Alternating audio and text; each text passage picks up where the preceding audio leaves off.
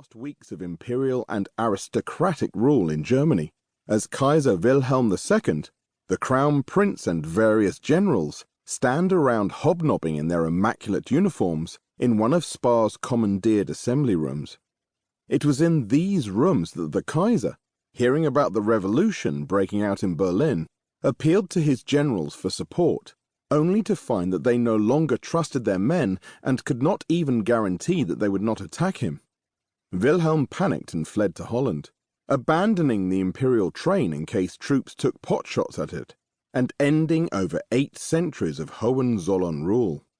In 1944, the same complex in Spa was in turn the headquarters of the US Army, evacuated during the temporary panic that followed the surprise, fog-bound German offensive. I had come to Stavelot partly out of contrition and annoyance that I had not heard of the place before. It turns out to have a sensational museum in its sprawling former abbey, which showed that in the first half of the 12th century it was the only place to be. But Stavelot, once I was there, also showed that I really just had to stop my travelling around for this book. There was effectively no limit to the richness and density of a region that is both the dozy back of beyond and central to the fate of humanity. Here I was in a bus filled with the great-grandchildren and great-great-grandchildren of those who had experienced historical events of various terrible kinds and who were, with their jolly backpacks and untiring ability to laugh helplessly when one of their number farted, happily oblivious. My own children were now adults, and I looked back with dismay at the immense amounts of time I had spent away from them, drifting around dozens of Stavelot-like places, face to face with the same question about why European events and ideas have swept through so many places that just wish to be left alone. I have always wanted to write these words, but they are now true. This book is the completion of a trilogy. Germania was a history of German speakers roughly within the modern Federal Republic of Germany. I tried to make it an evenly spread book, but the locations kept being tugged eastwards as I wallowed shamelessly in the tiny towns of Thuringia and Saxony-Anhalt. I then wrote Danubia because I was aware that Germania failed to deal with the Germans of Austria or of other points east.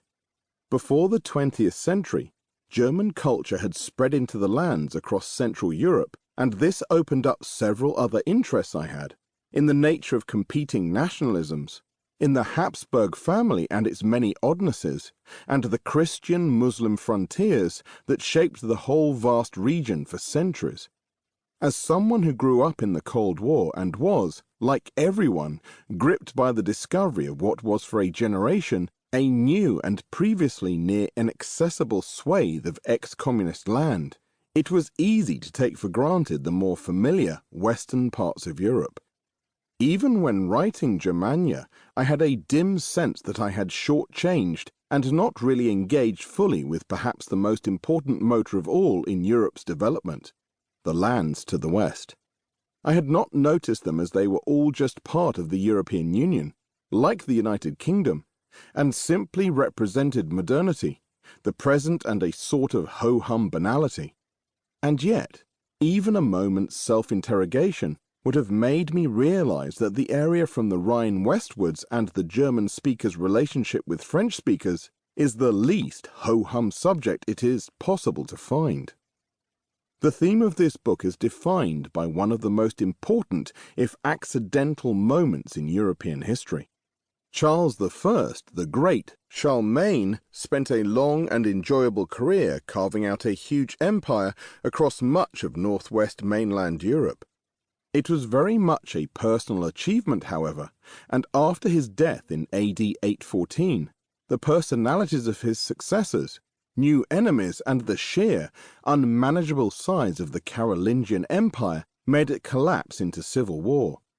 Charlemagne's grandsons met at the small town of Verdun in French, in 843, and agreed to split the empire into 3 chunks, one for each of them.